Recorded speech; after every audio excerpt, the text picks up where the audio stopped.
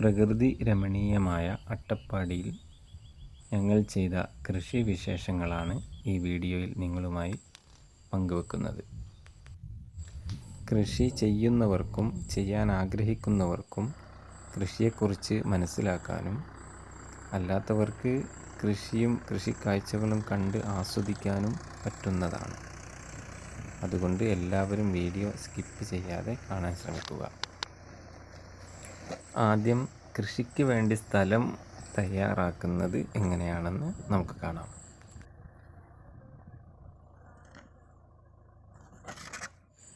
Tractor ഉപയോഗിച്ച് സ്ഥലം ഉഴുതുമറിക്കുകയാണ് ആദ്യം ചെയ്യുന്നത്. ഡിസ്ക് എന്ന് പറയുന്ന ഒരു ഉപകരണമാണ് ഇതിനു വേണ്ടി ട്രാക്ടറിൽ ഘടിപ്പിക്കുന്നത്. എത്ര കട്ടിയായ പുല്ലുണ്ടെങ്കിലും അതിനെ വേരടക്കം ഉഴുത് ഒരു ഭാഗത്തേക്ക് മറിച്ചിടുന്ന ഒരു രീതിയാണ് ഇത്.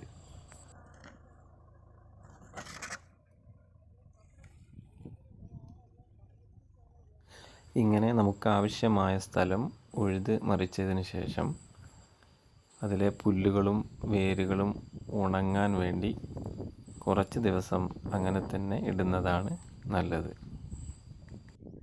നല്ല വെയിലുള്ള കാലാവസ്ഥയിൽ 8-10 ദിവസം കഴിയുമ്പോഴേക്ക് പുല്ലുകൾ വേരടക്കം ഉണങ്ങുന്നത് കൊണ്ട് പിന്നീട് കൃഷി ചെയ്യുമ്പോൾ കളകൾ കുറവായിരിക്കും.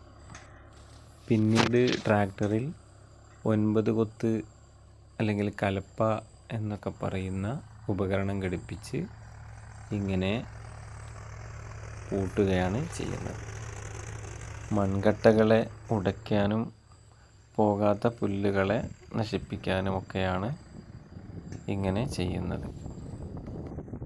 ട്രാക്ടറുകൾ വരുന്നതിൻ്റെ മുമ്പ് കാളകളെയും മൂരികളെയും ഒക്കെ ഉപയോഗിച്ചായിരുന്നു ഇങ്ങനെ സ്ഥലങ്ങൾ പൂട്ടിയിരുന്നത്. ഇങ്ങനെ പൂട്ടിയതിന് ശേഷവും കുറച്ച് ദിവസം നല്ല വെയിൽ കൊള്ളിക്കുന്നത് മണ്ണിലെ കീടങ്ങൾ നശിക്കാനും ബാക്കിയുള്ള പുല്ല് ഉണങ്ങിപ്പോകാനും നല്ലതാണ്. അതിനുശേഷം നമ്മുടെ കൃഷിക്കനുസരിച്ച് സ്ഥലം റെഡിയാക്കാവുന്നതാണ്.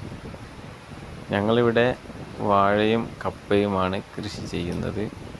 അതുകൊണ്ട് വരമ്പ് മാടുകയാണ് ചെയ്യുന്നത്. അതിന് ഡിസ്ക് ഒരു പ്രത്യേക രീതിയിൽ ട്രാക്ടറിൽ ഘടിപ്പിച്ച് പോകുമ്പോൾ നല്ല ഉയരമുള്ള വരമ്പ് പെട്ടെന്ന് റെഡിയാവുന്നതാണ്.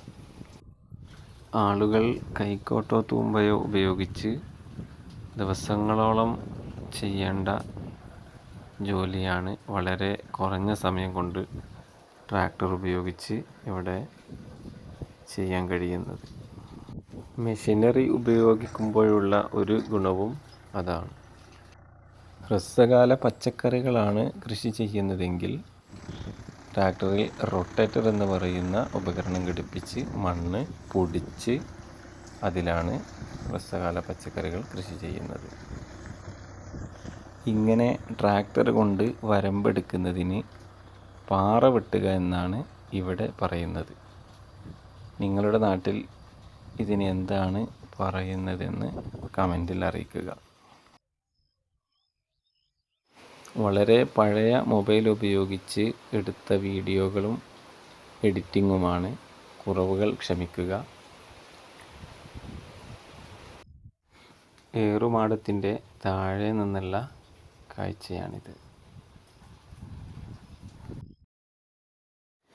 നിങ്ങളുടെ വിലപ്പെട്ട അഭിപ്രായങ്ങളും നിർദ്ദേശങ്ങളും അറിയിക്കാൻ മറക്കരുത്. വീഡിയോ ഇഷ്ടപ്പെട്ടെങ്കിൽ ഷെയർ ചെയ്ത് സബ്സ്ക്രൈബ് ചെയ്ത് സപ്പോർട്ട് ചെയ്യുക. നിങ്ങളുടെ സഹകരണമാണ് നമ്മുടെ വിജയം. ബാക്കി വിശേഷങ്ങളുമായി അടുത്ത വീഡിയോയിൽ. Okay, thanks.